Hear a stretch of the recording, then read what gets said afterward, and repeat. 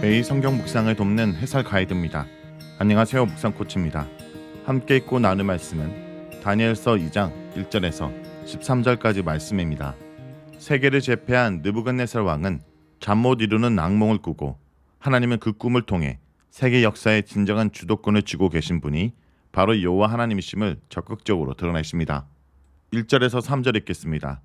느부갓네살이 다스린 지 2년이 되는 해 느부갓네살이 꿈을 꾸고 그로 말미암아 마음이 번민하여 잠을 이루지 못한지라. 왕이 그의 꿈을 자기에게 알려주도록 박수와 술객과 점쟁이와 갈대아 술사를 부르라 하마라매 그들이 들어가서 왕 앞에 선지라. 왕이 그들에게 이르되 내가 꿈을 꾸고 그 꿈을 알고자 하여 마음이 번민하도다니.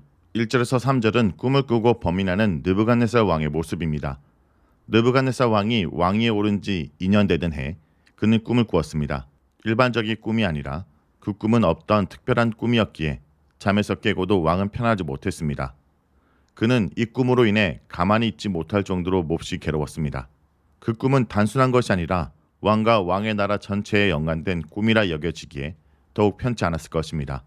집권 초기였고 고대 세계는 반란이 번민하였다라는 점에서 왕은 자신의 꾼 꿈으로 인해 더욱 번민했을 것입니다. 출애굽기를 보면 애굽의 바로 역시 특별한 꿈을 꾸고 번민했으며 그보다 앞서 감옥에 갇혔던 2명의 애굽의 간원 역시 꿈을 꾸고는 근심하였습니다.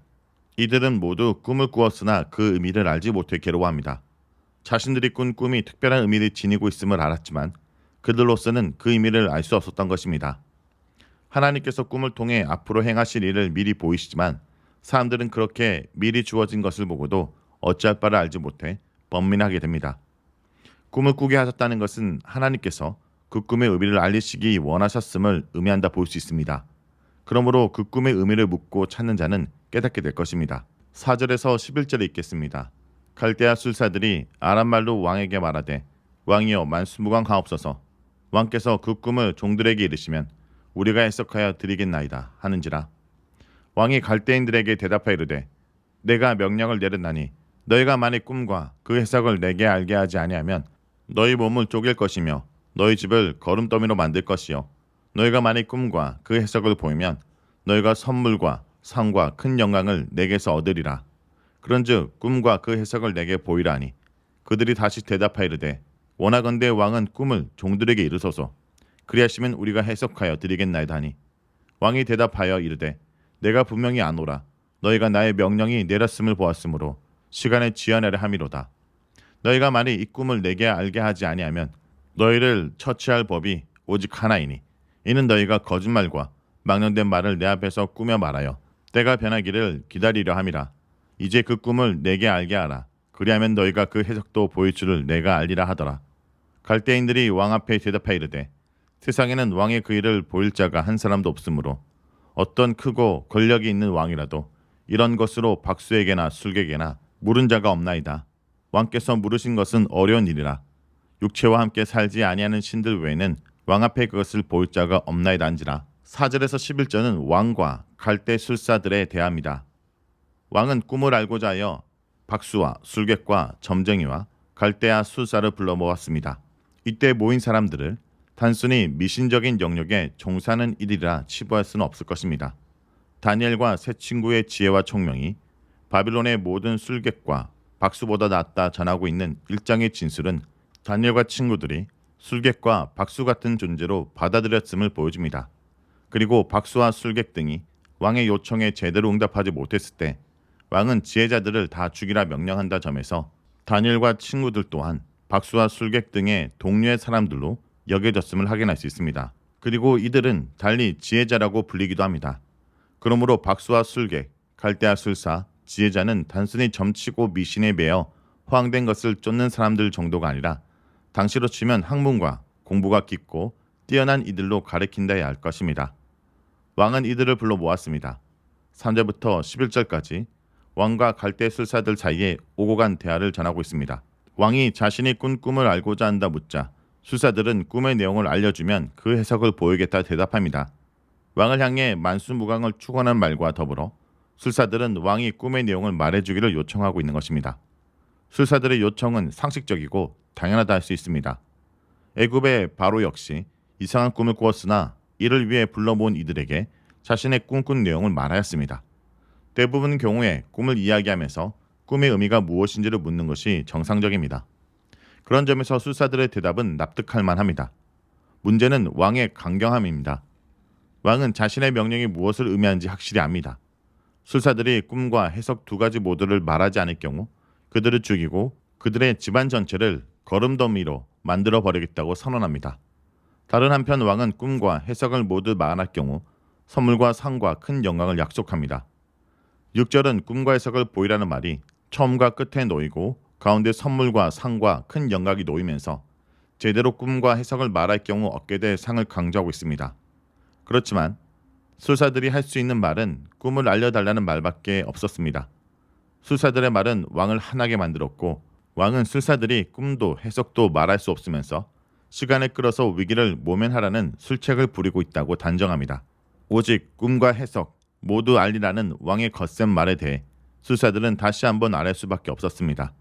세상에 그 어떤 사람도 꿈의 내용이 무엇인지를 알 수 있는 이가 없으며 아무리 권력이 크고 큰 왕이라도 그것을 요구할 수는 없다라는 것입니다. 육체가 아닌 신을 제외하고는 그것을 왕에게 알게 할 수 없다는 술사들의 말에 왕은 드디어 화가 폭발하고 말았습니다. 결국 양측에 대한은 처음부터 끝까지 평행선입니다. 술사들은 줄기차게 꿈을 알려주면 해석하겠다고 말하고 왕은 한결같이 꿈과 해석 모두를 말하라고 요구합니다. 왕의 3번에 걸친 요구는 갈수록 양도 많아지고 말도 거칠어집니다. 처음에는 꿈을 알게 하라 요구했고 두 번째는 상과 처벌이 함께 언급되었으나 세 번째는 시간을 끌려는 장깨를 버리고 당장 꿈과 해석을 말할 것을 촉구합니다. 12절에서 13절 읽겠습니다. 왕이 이로 말미암아 진노하고 통분하여 바벨론의 모든 지혜자들을 다 죽이라 명령하니라. 왕의 명령이 내림에 지혜자들은 죽게 되었고 다니엘과 그의 친구들도 죽이려고 찾았더라. 12절에서 13절은 죽음의 위기에 처한 지혜자들의 모습입니다. 왕과 술사들 사이의 평행선의 결과는 왕의 진노였습니다. 왕은 술사들을 비롯한 바벨론의 모든 지혜자들이 아무 쓸모없는 집단이라 여겼고 전부 다 죽이라고 명령합니다. 지혜자들은 죽게 되었고 지혜자 집단에 속한 다니엘과 세 친구들 역시 죽음의 위기에 놓이게 됩니다. 다니엘은 지난 시간 동안 계속 훈련을 받아왔으나 이제는 갑작스러운 죽음의 위협 속에 놓이게 됩니다. 그러나 2장 12절까지의 상황은 다니엘을 등장시키기 위한 배경이라 말할 수 있습니다. 왕과 술사들 사이에 어찌 보면 지나치게 상세한 긴 대화는 모두 다니엘과 그의 사역을 위한 배경과 무대 설정의 역할을 하고 있습니다. 왕은 꿈과 해석을 말해줄 경우 선물과 상과 큰 영광을 줄 것을 약속합니다. 왕이 내려주게 될 이 커다란 보상은 앞으로 다니엘이 얻고 누리게 될 영화를 미리 보여주고 있습니다. 해석이 아니라 꿈의 내용 자체를 말하라는 왕의 요구는 어떤 권력 있는 역대 왕일지라도 할 수 없고 한 적도 없는 말도 안 되는 부당한 것이라는 술사들의 변명은 충분히 타당합니다. 그런 점에서 다음에 등장하게 될 다니엘의 활동은 확연하게 이 술사들과 구분됩니다. 술사들은 오직 육체와 함께 살지 않는 신들만이 꿈과 해석을 말할 수 있다 진술하는데 이러한 말은 하나님으로 말미암아 꿈을 풀이하게 될 다니엘의 영광스러움, 나아가 그가 섬기는 여호와 하나님의 영화로움을 미리 제시한다고 볼 수 있습니다. 박수나 점쟁이나 술객들과 같은 사람들은 귀신을 부리고 귀신과 소통하는 자들이지만 육체와 함께 살지 않는 신들만이 꿈을 말할 수 있다는 고백은 앞으로 등장하게 될 다니엘의 하나님이 어떻게 다른 분인지 확실히 보여주게 되는 것입니다. 그러니 다니엘에게 닥쳐온 갑작스러운 환란의 상황, 죽음의 위기는 그저 위기만은 아닌 것입니다. 하나님께서 이를 통해 다니엘을 세우실 것이며 그로 하여금 왕의 선물과 상과 영광을 누리게 하실 것입니다. 무엇보다 이를 통해 다니엘이 믿고 섬기는 하나님이 얼마나 크고 놀라우신 하나님인지 드러나게 될 것입니다.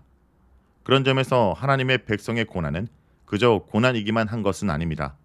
고난은 도리어 하나님을 증거하고 드러내는 길이며 통로입니다. 이미 다니엘과 그의 친구들은 고국을 떠나 남의 땅에 끌려와 살아가고 있는 신세지만 그들의 삶도 하나님 백성으로서의 행함도 전혀 초라하거나 왜소하지 않습니다. 그들이 처한 상황이 그들의 신앙과 삶을 결코 축소시키지 않습니다. 고난은 부끄러운 것도 수치스러운 것도 아닙니다. 고난은 성도를 빛나게 하며 하나님의 영광을 찬란하게 드러내는 통로입니다. 자, 여기까지가 다니엘서 2장 1절에서 13절까지 말씀입니다. 오늘 말씀을 통해 우리는 무엇을 묵상하고 적용해야 할까요? 자신의 운명 앞에서 쩔쩔매는 것이 인간이라는 것을 잊지 말아야 합니다. 느부갓네살이 왕위에 오른 지 2년째 되던 해 왕은 한 꿈으로 인하여 잠을 이루지 못할 만큼 괴로웠습니다. 꿈은 대개 왕조의 장래나 왕의 미래를 예측하는 데 사용되었기 때문에 이 꿈의 해석에 자신의 나라와 자신의 미래가 달려있다고 여겼기 때문입니다. 정변이나 전쟁 같은 상황을 미리 알면 대비할 수 있기 때문에 그는 꿈을 해석하고 싶었지만 할 수 없어서 전전긍긍한 것입니다. 섣불리 누군가에게 말했다가는 역공을 당할 수도 있기에 발설할 수도 없었습니다. 제국의 왕도 꿈 앞에서는 한낱 인간에 불과합니다. 미래를 알 수도 없고 통제할 수도 없어서 괴로워할 수밖에 없습니다. 성도 여러분, 제국을 호령했고 주변 나라들에게는 잠 이루지 못하게 할 만큼 두려움의 대상이었던 왕도 자신의 운명 앞에 쩔쩔매고 있습니다.